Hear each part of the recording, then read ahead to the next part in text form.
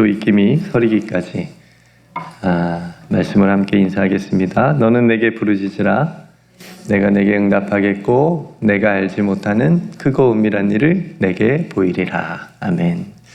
하나님의 입김을 들이마시고 우리의 입김이 서리도록 기도하며 크고 은밀한 세계로 들어갑시다.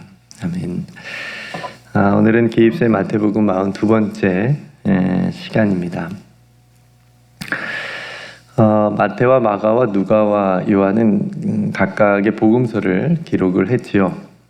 중복되는 내용들도 많이 있고 또 각 복음서에만 기록된 내용들도 특별한 내용들도 있습니다. 중요한 공통점은 뭐냐면 예수님이 누구신가를 증거하기 위해서 기록을 했습니다. 그래서 요한복음은 훨씬 더 예수님께서 보여주신 기적도 많고 여러 가지 행하신 일들도 많다. 이제 이렇게까지 말씀하시면서 예수님께서 하나님의 아들이심을 증거하기 위해서 요한복음을 썼다라고 이제 그렇게 이제 기록한 부분도 있습니다. 마태 또한 예수님께서 가르쳐 주시고 산상수훈을 통해서 여러 말씀들을 중요한 말씀들을 그렇게 해주셨고 그것을 이제 마치신 후에 본격적으로 예수님이 누구신지를 베푸신 거죠. 그걸 베푸신 기적과 가르침과 만남과 치유를 통해서 이제 세상에 예수님이 누구신지를 보여주십니다. 지난주에는 우리가 나병 환자의 치유 사건을 통해서 나병 환자가 예수님을 통해서 온전한 삶을 또 자신이 마땅히 있어야 될 살아가야 될 자리로 또 돌아갈 수 있도록 회복시켜 주시는 그런 말씀들을 우리가 함께 나누었습니다. 오늘 우리가 함께 읽은 본문은 조금 특별한 사건입니다. 여러분들 말씀을 많이 또 들어보셔서 익숙한 본문이시기도 하시겠지만 왜 특별하다면 예수님께서 좀 놀라신 사건이에요. 예수님이 좀 놀랐습니다. 놀랐다라고 하는 것은 예상치 못한 일이 일어났을 때 우리가 좀 놀라잖아요. 그때 일어나는 반응인데 예수님이 놀라셨다는 것과 그리고 오늘 본문에 보면 우리가 상식적으로 몇 가지 이해가 되지 않는 일들도 장면들도 있습니다. 그래서 오늘 예수님이 왜 놀라셨는지 그리고 우리가 우리의 이해를 괴롭히는 장면들이 어떤 장면들이 있는지 오늘 말씀을 간단히 함께 나눠보도록 하겠습니다. 먼저 본문에 들어가 보면 예수님께서 가버나움이라는 동네에 들어가셨을 때 한 백부장이 예수님 앞에 나와서 간구합니다. 여러분 아시다시피 백부장은 몇 명을 다스릴 수 있는 힘이 있죠? 100명. 천부장은요? 1000명. 너무 쉽다. 네. 그래서 백부장은 그 자기의 아래 100명의 간부라 그럴까요? 그런 군인들을 통솔할 수 있는 통제권을 가지고 있는 어떤 군대 간부라고 할 수가 있습니다. 아마 백부장이 로마인이었을 테니까 예수님 입장에서 보면 유대인의 입장에서 보면 이방인이었겠죠. 그러니까 이런 로마의 백부장이 예수님 앞에 나와서 할 수 있는 행동은 거의 정해져 있지 않았을까요? 지금과 같은 그런 모습이 아니고 더 이상 소란스럽게 하지 마라. 그죠? 지금 속국으로 되어 있으니까 지배를 받고 있으니까 예수님 때문에 지금 사람들이 엄청나게 많이 몰려 있고 예수님을 지금 따르는 사람들이 많고 수많은 무리가 지금 예수님을 따르고 있는 상황이니까 로마 입장에서 봤을 때는 이거는 어떤 좋지 않은 일이 일어날 수 있는 징조로 보여줄 수 있지 않겠어요? 또 많은 어떤 소란들과 밀란들과 봉기들이 또 그 전에도 많이 일어났을 테니까 또 예수님을 통해서 또 사람들이 이게 폭력적으로 변하거나 또 로마에 대해서 적대적으로 어떤 그런 폭력적인 행위들이 또 일어날 수 있겠다 싶은 그런 예상을 로마 입장에서 할 수 있었기 때문에 이 백부장이 와가지고 예수님 앞에 할 수 있는 행동은 그래서 더 이상 소란 피우지 말고 더 이상 시끄럽게 하지 말고 사람들을 이상한 가르침으로 선동하지 말라. 이렇게 하면서 협박하거나 예수님을 체포하는 그런 모습이 상상되는 것이 일반적이지 않겠습니까? 그런데 의외로 오늘 백부장의 행동은 의외 모습을 우리에게 보여줍니다. 자신이 이방인이고 또 자신들이 식민지로 삼고 있는 그 민족에 그냥 지금은 무명에 가까웠을 한 청년, 예수라고 하는 그 청년 앞에 나와서 간구를 해요. 부탁을 한다는 얘기죠. 그죠? 이것이 우리가 첫 번째 이해가 되지 않는 부분입니다. 그러니까 우리가 지금 백부장의 머릿속에 들어가 볼 수 없잖아요. 어떤 생각으로 지금 예수님 앞에 이런 행동을 하는지 들어가 볼 수 없기 때문에 알진 못하지만 지금 백부장의 이 행동으로만 보면 백부장은 이 젊은 청년이었던 예수에 대한 어떤 존경과 어느 정도 믿음이 있었다고 생각이 되어집니다. 그러니까 어떻게 그 믿음이 생겼는지도 우리가 정확히 알 수 없지만 어떤 예수님의 가르침을 들었거나 예수님이 하신 말씀들을 듣고 깊이 생각하고 예수님은 좀 다른 분이구나 라는 그런 생각을 했을 수도 있겠죠. 그래서 백부장이 예수님께 그런 믿음을 가지고 나와서 간구를 하는데 무엇을 간구하는지 보니까 2절에 보니까 주여 내 하인이 중풍병으로 집에 누워 몹시 괴로워하나이다. 그러니까 하인이 지금 중풍병에 걸렸는데 그것을 지금 너무 괴로워하니까 예수님 앞에 가지고 나온 거예요. 좀 낫게 해달라고. 이것도 이해가 되지 않는 장면입니다. 두 번째. 여러분 한번 생각해 보세요. 여러분들은 그냥 믿음이 다 좋으니까 이게 다 이렇게 받아들이겠지만 한번 생각해 보자고요. 당시 로마 제국의 시대적 상황에서 여러분들 영화에서도 뭐 배너 같은 영화에서도 보시면 우리가 다 알 수 있듯이 로마 제국의 노예는 어떤 사람이죠? 아니 사람이라고 볼 수 없죠. 그죠? 물건으로 취급받았으니까 그래서 사고 팔았습니다. 뭐 검투사만 하는 노예, 뭐 집안일만 할 수 있는 노예, 뭐 이런 식으로 거의 사람이 아니라 물건 취급받을 시대입니다. 그런데 지금 이 백부장이 자신의 가족도 아니고 부인도 아니고 자녀도 아니고 친척도 아니고 친구도 아니고 그 물건 취급을 받고 있는 하인을 위해서 지금 예수님 앞에 지금 나왔다는 점입니다. 네. 이상하지 않으세요? 네. 뭐 신경 안 써도 되잖아요. 뭐 하인이 한 명 아파서 병에 걸려서 죽었어도 누구 하나 깜짝하지 않아도 당시 시대적 상황으로는 뭐 누가 하나 뭐라고 손가락질할 받을 이유도 없고. 근데 도대체 이 주인 이 백부장과 하인의 관계가 어떠했길래 이 백부장의 권력도 또 로마 시민권자로서 명예도 다 내려놓고 예수님 앞에 하인의 고통을 위해서 나왔을까? 이 이유도 성경이 우리에게 말해주진 않습니다. 그죠? 어쨌든 이 백부장이 중풍병에 걸린 자신의 하인이 이런 상상을 해볼 수 있죠. 굉장히 아끼고 아낀, 그죠? 그런 어떤 끈끈한 관계였다라고 하는 것은 확실한 것 같습니다. 어떤 사연이 그 안에 있겠죠. 그래서 그 모든 것을 내려놓고 백부장이 예수님 앞에 나와서 지금 이렇게 부탁을 하는 거겠죠.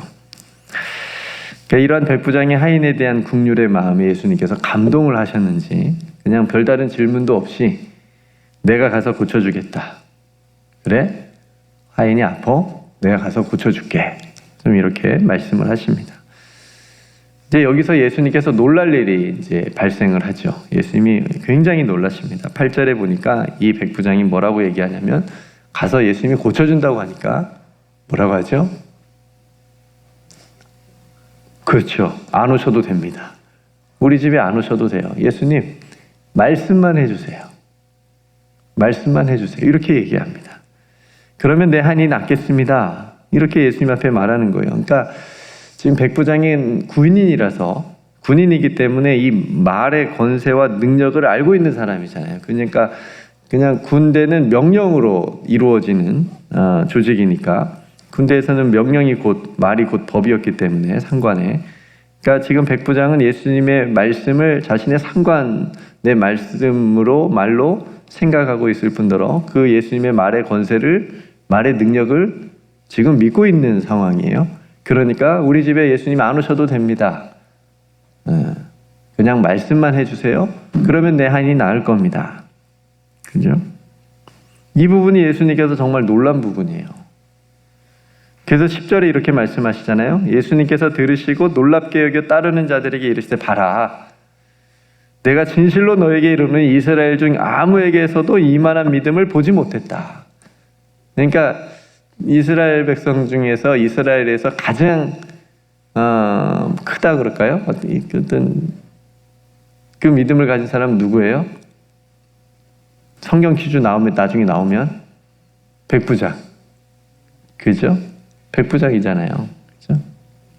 예수님이 놀라고 예수님이 칭찬하는 믿음을 가진 사람이 백부장이었습니다. 도대체 이 백부장의 이 믿음은 어디서부터 온 걸까요? 처음부터 예수님 앞에 나와서 간구하고 또 이렇게 예수님에 대한 말씀에 대한 믿음을 도대체 백부장은 어떻게 가지게 된 걸까요? 예수님을 아마 따로 만난 적도 없었을 텐데 예수님께 칭찬받을 이만한 믿음을 가진 자가 없다 할 정도로 이런 믿음을 어떻게 가지게 되었을까? 근데 여러분, 믿음은 하나님의 뭐라고 얘기하죠? 네, 선물. 그죠? 믿음은 하나님의 선물이라고 얘기합니다. 그러니까 백부장의 이 믿음은 분명히 하나님이 주신 선물이라고밖에 설명이 안 돼요.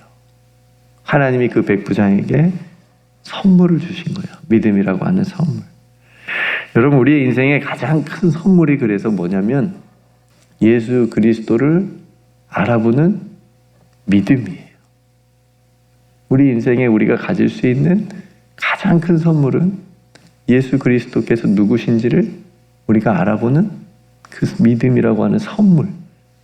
저와 여러분, 이 선물을 다 받으셨죠? 네, 이 선물을 우리가 다 받았습니다. 이 놀라운 선물을 다 받았습니다. 하나님의 말씀을 믿고 들었을 때에 그 말씀이 진실하구나, 진짜구나 라고 믿고 순종할 수 있는 그 믿음이 가장 큰 선물인 줄로 믿습니다. 그 선물을 저와 여러분들이 다 이미 받았습니다.